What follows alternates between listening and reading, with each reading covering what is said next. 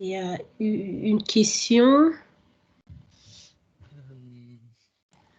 À partir du flux WMS, comment fait-on pour récupérer la date des générations pour une application avec les flèches?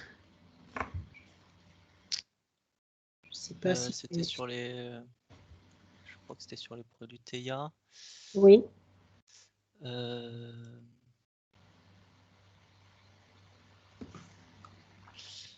Je saisis pas bien la question. Je sais pas si peut-être...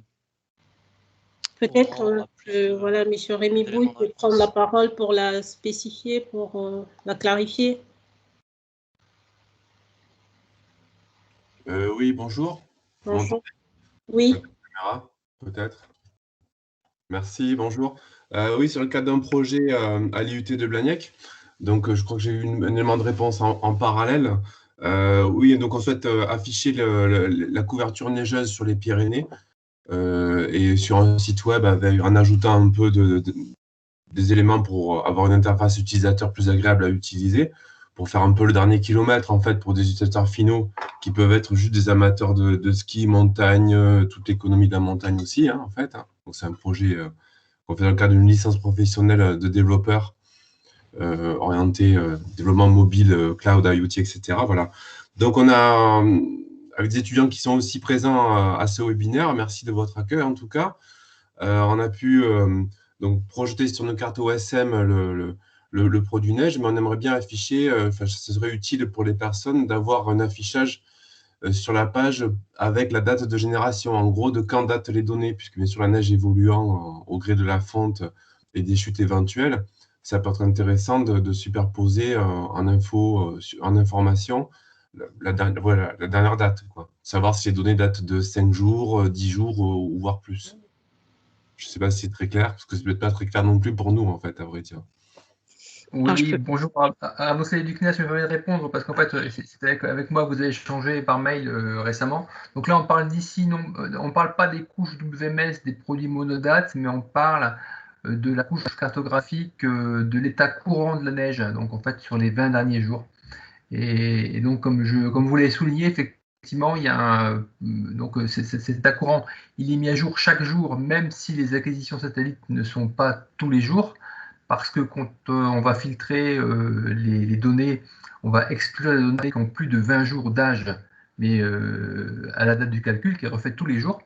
Et donc, en fait, effectivement, le moyen pour avoir la date du dernier calcul, c'est dans un fichier JSON que vous m'avez mentionné. Donc là, c'est la question un petit peu, comment dirais-je, un petit peu spécifique par rapport à peut-être d'autres utilisateurs. Mais donc, en fait, le calcul est fait tous les jours.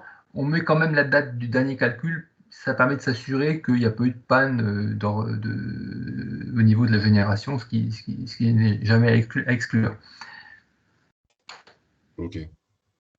Et ce fichier neige JSON, il est accessible sur Internet? Il y a une URL pour ça, peut-être? Oui, absolument, il y a une URL. Si vous faites l'analyse de l'affichage de la page, vous allez trouver l'URL du fichier. Oui. D'accord, très bien. Merci beaucoup.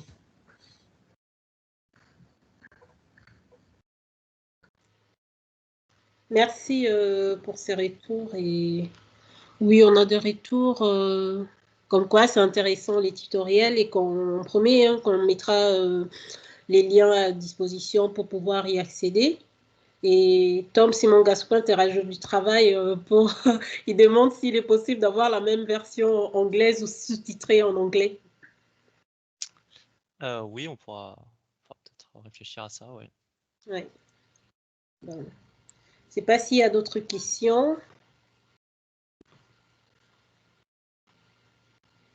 Sinon, c'est peut-être le moment, Tom, de lancer le second sondage.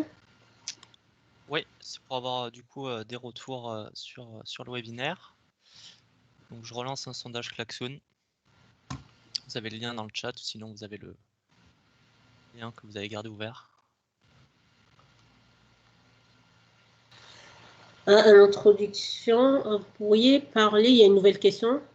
En intro des nouveaux produits en 2021, pouvez-vous nous en dire plus? Je sais pas si je comprends bien la question. Peut-être Oui, je vais juste en parler un petit peu 5 minutes.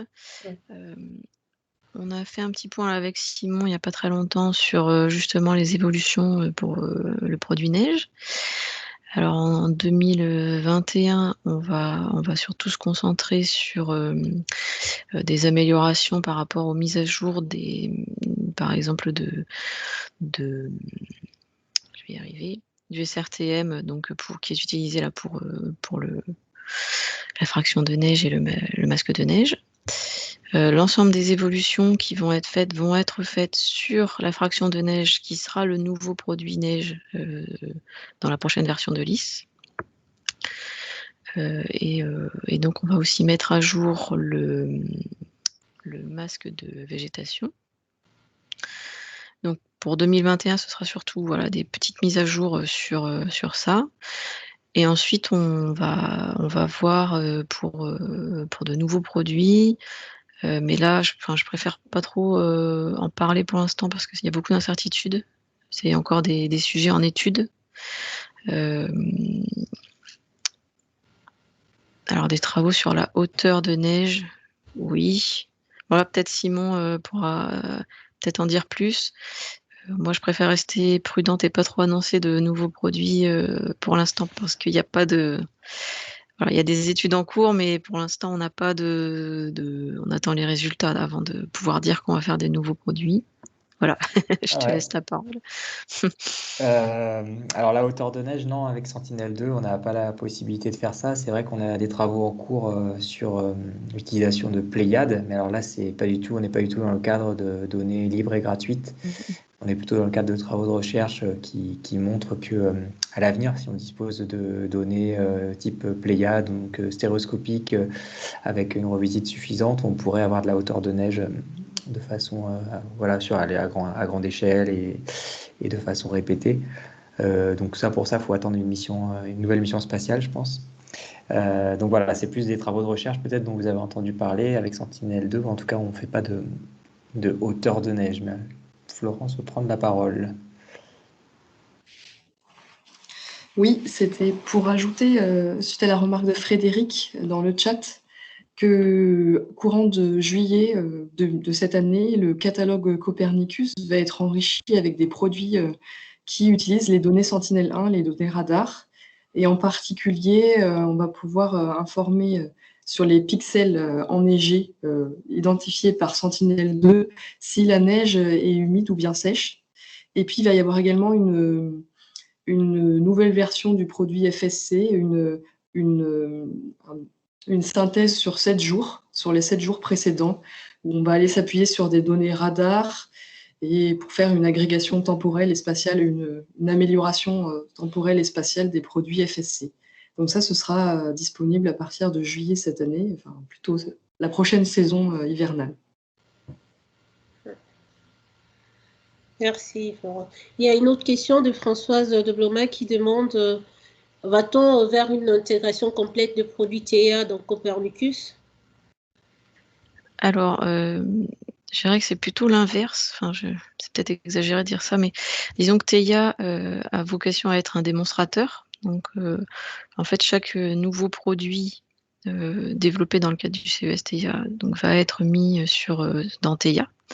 Et Copernicus, c'est au niveau européen. Donc, on n'a pas la main, nous, sur Copernicus. Copernicus, c'est l'agence de l'environnement. Européenne de l'environnement d'ailleurs, qui décide ce qui met en place comme produit sur le service land. Donc là, on n'a pas la main. C'est pour ça que tout ce qu'on va faire en termes d'évolution et de potentiels nouveaux produits dans le cadre de TEIA sera dans TEIA. Si ça va dans Copernicus, ce sera du fait de l'Agence européenne de l'environnement. Voilà. Je voudrais juste finir pour vous dire déjà merci OpenIG pour ce webinaire et compléter en disant que voilà, nous on est ouvert à tous les potentiels besoins et si vous avez des besoins spécifiques ou autres, n'hésitez pas à nous contacter. On est tout à fait ouvert pour prendre en compte tout ça pour que les produits répondent au mieux aux besoins des utilisateurs finaux. Voilà. Merci beaucoup. Merci, Laura. Merci, Aurore.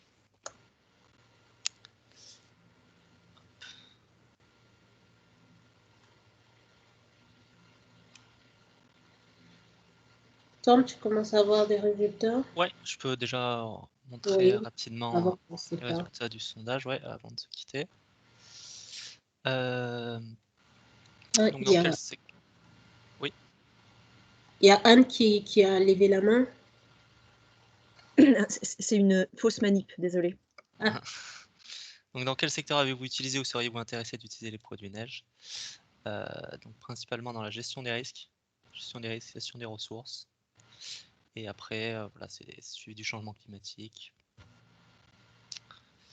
Et votre secteur. Donc votre secteur, on va peut-être pas les montrer vu que c'est des questions écrites, ça risque de faire beaucoup. Vous pouvez regarder quelles actions souhaitez-vous voir OpenG poursuivre autour de ces produits neige. Voilà, surtout des retours d'expérience et d'autres webinaires dans le type de celui-là.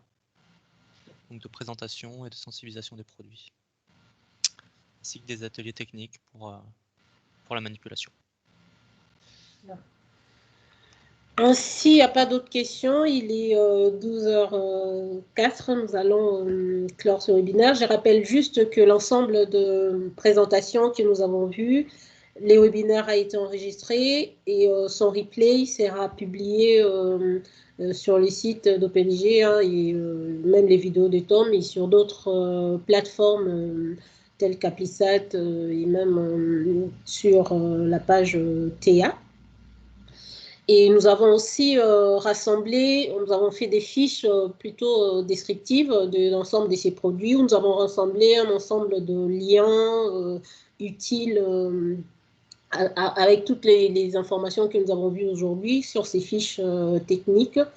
Et nous allons vous les envoyer. Peut-être que vous pourrez aussi nous faire un retour là-dessus.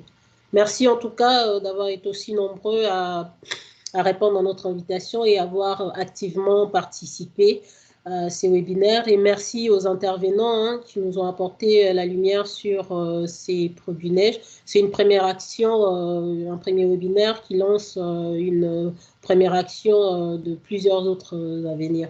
Merci en tout cas et bon appétit à tous. Merci à tous. Au revoir.